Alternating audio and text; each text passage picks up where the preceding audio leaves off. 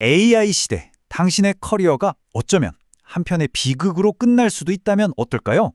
오늘 이 시간에는 어떻게 하면 내 커리어 스토리가 비극으로 끝나지 않을 수 있는지 그 방법을 한번 같이 파헤쳐 보려고 합니다. 자, 모든 것의 시작은 바로 이 도발적인 질문에서부터 출발합니다. 한번 생각해 보세요. 만약 당신을 최고로 만들어줬던 바로 그 강점이 사실은 당신을 무너뜨릴 수 있는 치명적인 약점이라면요? 지금 이 세대를 제대로 이해하려면요. 고대 그리스 비극에서 아주 중요한 개념 하나를 빌려와야 할 것 같은데요. 바로 하마르티아라는 겁니다. 네, AI 시대에 와서 이 새로운 하마르티아는요. 바로 직무고착화라고 불립니다. 이게 뭐냐면 한때는 당신의 가장 강력한 무기였던 그 전문성이 이제는 당신을 꼼짝 못하게 만드는 덫이 되어버리는 그런 상황을 말하는 거죠. 이걸 숙련도의 저주라고 부르기도 하는데요. 정말 역설적이죠. 그러니까 평생을 갈고 닦은 나의 가장 큰 자산이 정말 하룻밤 사이에 가장 큰 짐이 되어버리는 그런 순간을 말하는 겁니다. 근데 정말 놀라운 건요. 이 커리어의 몰락 과정이 마치 너무나 잘 짜인 각본처럼 고전 비극의 오막 구조를 그대로 따라간다는 점입니다. 자, 이 과정은 총 5단계로 나타나는데요. 첫 번째 단계는 휘브리스입니다. 일종의 오만이죠. 내 전문성은 알고리즘 따위가 대체할 수 없어 라고 믿는 겁니다. 두 번째는 하마르티아, 즉 치명적인 판단착오를 저지르는 단계예요. 업계 변화를 애써 무시하고 옛날 방식만 구집하는 거죠. 그러다 세 번째, 페리페테아, 운명의 대반전이 일어납니다. 갑자기 AI가 도입되면서 내 역할의 가치가 하루아침에 폭락하는 거예요. 그리고 네 번째, 아나그노리스, 뒤늦게야 내 기술이 시대에 뒤떨어졌구나 하는 비극적인 깨달음을 얻게 되고요. 결국 마지막 단계, 카타스트로피, 경제적 손실은 물론이고 전문가로서의 정체성마저 붕괴되는 파멸을 맞이하게 됩니다. 정말 섬뜩할 정도로 정확하지 않나요? 근데 이게 사실 완전히 새로운 이야기는 아니에요. 역사의 페이지를 넘겨보거나 문학작품 속을 들여다보면요. 이런 변화의 물결에 휩쓸려간, 유령 같은 인물들로 가득하거든요. 영화 선셋대로의 노마 데지먼드를 한번 떠올려 볼까요? 무성영화 시대의 최고 스타였지만 유성영화라는 신기술의 등장을 끝내 받아들이지 못했죠. 스스로를 바꾸는 대신에 세상이 잘못됐다고, 세상이 변했다고 탓을 했습니다. 아니면 세일즈맨의 죽음에 나오는 윌리 로먼, 이 인물은 또 어떻습니까? 그는 개인적인 매력과 인간관계만 있으면 성공할 수 있다고 굳게 믿었지만 비인격적이고 새로운 기업 시스템 안에서 그의 믿음은 아무런 가치가 없게 되어버렸죠. 결국 이 두 인물 다 똑같은 아주 치명적인 실수를 저지른 셈입니다. 세상이 이미 저만치 앞으로 나아갔는데 그 현실을 외면한 채 자신을 과거의 고정된 정체성 안에 가둬버린 거죠.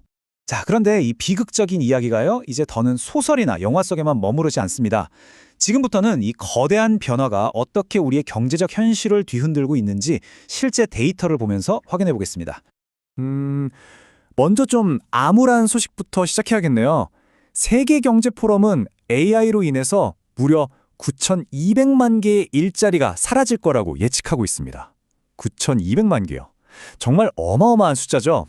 하지만 바로 여기서 그리스 비극의 그 페리페테이아, 즉 운명의 대반전이 일어납니다. 같은 보고서에서 예측하는 AI가 만들어낼 새로운 일자리의 수는 무려 1억 7천만 개에 달한다는 겁니다.